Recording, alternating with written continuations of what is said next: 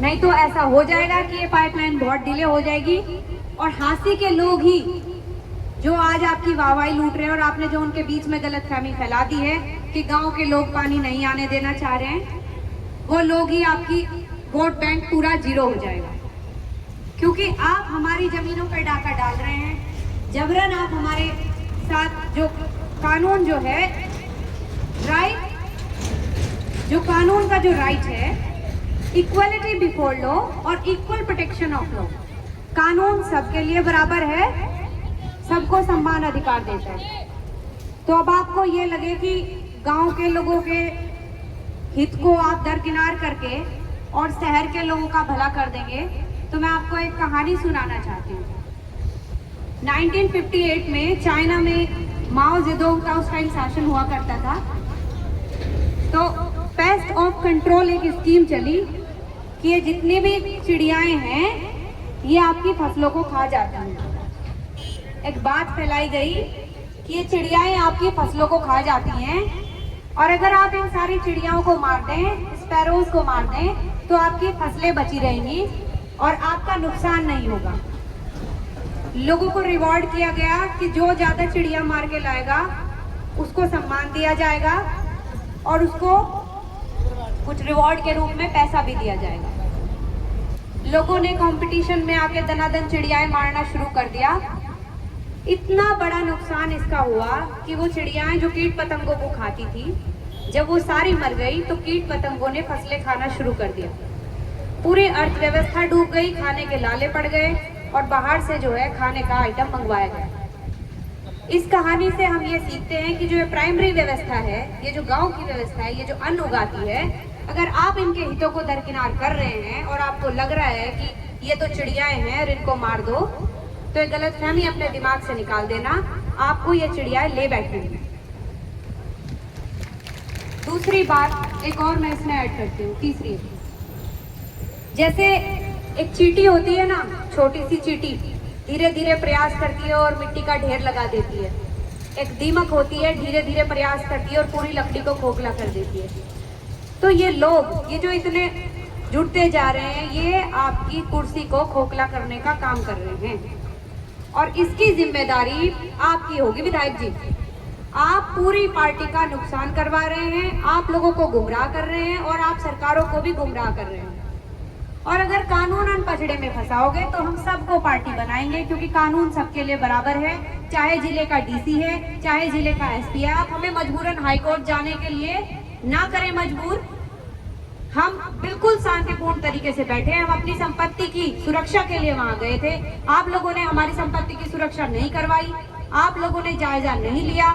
हमने आपको एप्लीकेशन दी, 4 दिन का समय दिया, आपने 4 दिन में भी हमारी जो है सुनवाई नहीं करी। तो हमें पूरा अधिकार था कि हम संपत्ति की अपनी सुरक्षा करें। मेरी बात हाईकोर्ट के जज से भी इस बारे में हुई है, हमारे उत्तराखंड हाईकोर्ट के जज हैं, उन्होंने भी मुझे आश्वासन दिया है कि इसमें कोई परेशान होने की बात नहीं है। आप लोग अपनी संपत्ति की सुरक्षा कर रहे थे और इसमें कोई भी आपके ऊपर मुकदमा नहीं बनता है। आप कारण बताओ नोटिस में जवाब दे देना, जो जवाब मैंने अभी आप सबको बताया। आप सबको किसी को भी हैरान परेशान होने की जरूरत नहीं है। ये छोटी छोटी चीजें आएंगी, इतना बड़ा आंदोलन है, पूरा हरियाणा में क्या पूरे देश में शायद जिक्र है। कहते हैं ना कि हरियाणा में क्या चल रहा है, हरियाणा में तो चानौत चल रहा है और चानौत में जल क्रांति चल रही है। तो ये जल क्रांति की लड़ाई है और इस जल को हम जो है लेके रहेंगे। गांधी जी ने एक बार प्रोटेस्ट में सत्याग्रह जब किया था तो अंग्रेजों ने कानून बनाया था कि नमक नहीं बना सकते। नमक भी मूलभूत आवश्यकता है, गांधी जी ने वो कानून तोड़ा था उस समय। और आज की जो डिमांड है इस समय की, वो जल की डिमांड है। तो ये जल क्रांति एक बड़ा रूप लेके रहेगी और हो सकता है ये दीमक की तरह आपकी कुर्सी को खाली कर दे, खत्म कर दे। तो मैं आपको पुनः एक बार बोलना चाहती हूँ सत्ताधारियों को और जो शासन और प्रशासन के लोग हैं कि लोगों की डिमांड को दरकिनार करके और अपने व्यक्तिगत हित में सोचना बंद करें। और ये जो लोग यहाँ सड़कों पे बैठे हुए हैं इतने दिनों से, ये बुनियादी सुविधा के लिए बैठे हुए हैं जिसके लिए ये आपको वोट करते हैं, इनकी समस्या का निवारण करें और अपनी कुर्सी को भी बचाएं और लोगों को आश्वासन दिलाएं कि उन्होंने एक सशक्त और मजबूत सरकार का चुनाव किया था। इन्हीं शब्दों के साथ मैं अपनी वाणी को विराम देती हूँ। धन्यवाद। मैडम जी नमस्कार। अपना परिचय कराइए जी। मैं विशाखा किनारा। इंटरनेशनल ह्यूमन राइट कमीशन और ग्लोबल ये ह्यूमन करो, राइट सोशल जस्टिस से केपी किनारा एशिया है। कुंडू है। मैडम जी कल एक पंचायत ने आजा बहुत भाई। बड़ा फैसला मैं लिया। जोरदार ताली बजाऊं बच्चों के कल लिए। कैसे क्या हुआ काटी कि हुई कई आज लोग देख दोबारा भाई फिर मेरा रोड भी समाज यूं मेरा भाई चालू है, खाना। पाइप भी यूं क्यों पड़े हैं, क्या क्या है? खाना कल तो ये क्या नारे मांगा? लगाने के लिए आए देखिए, हैं। कोई भी धरना सांकेतिक इनको रूप बहुत से किया बहुत जाता है क्योंकि हम संविधान को मानने वाले लोग हैं, कानून को मानने वाले लोग हैं। तो हमारा कोई उद्देश्य कानून का उल्लंघन करना नहीं था। हमने कानून के दायरे में रहते हुए जो भी कार्य किया है वो हमने अपनी, क्योंकि हमने कहा था कि हमने एप्लीकेशन भी एसपी साहब को इसमें दी थी कि हमारा जो खेत है, आपने हमारे खेत में जबरन ये पाइपलाइन लगाई हुई है, तो हम चाहते थे, हमने इसमें अवगत भी करवाया। तो हमने कहा कि आप ये पाइपलाइन हटवा दीजिए और जो आपने मुआवजा भी हमें नहीं दिया है और हमारे जो किसानों से आपने परमिशन भी नहीं ली है, उस वजह से फिर ये पाइपलाइन जो है अपने खेतों से एक सांकेतिक रूप से प्रयास किया गया है। हालांकि उखाड़ तो पाते नहीं हम क्योंकि वो बहुत हैवी है, जेसीबी से लगी हुई है, तो एक सांकेतिक प्रयास था सरकार को जगाने का। तो फिर कोई विधायक भारत माता की कल क्या गौ माता। तो क्या आश्वासन दिया कोई अधिकारी या एमएलए कोई नहीं, विधायक? अधिकारी आते हैं और गोल गोल घुमाते हैं, यहाँ से पानी ले लो, वहाँ से पानी ले लो, ये अमृत 2.0 योजना है, ये तो सिर्फ शहर के लिए। हमने अधिकारियों को बिल्कुल विद प्रूफ पेज नंबर 36 पे अमृत 2.0 योजना के दिखाया है। अर्बन रूरल सिनर्जी है, अगर गांव में पानी की कमी है तो गांव को दिया जा सकता है। शुरू में अधिकारी और विधायक साहब हमें मिलकर घुमा रहे थे, गोल गोल घुमा रहे थे, कह रहे थे कि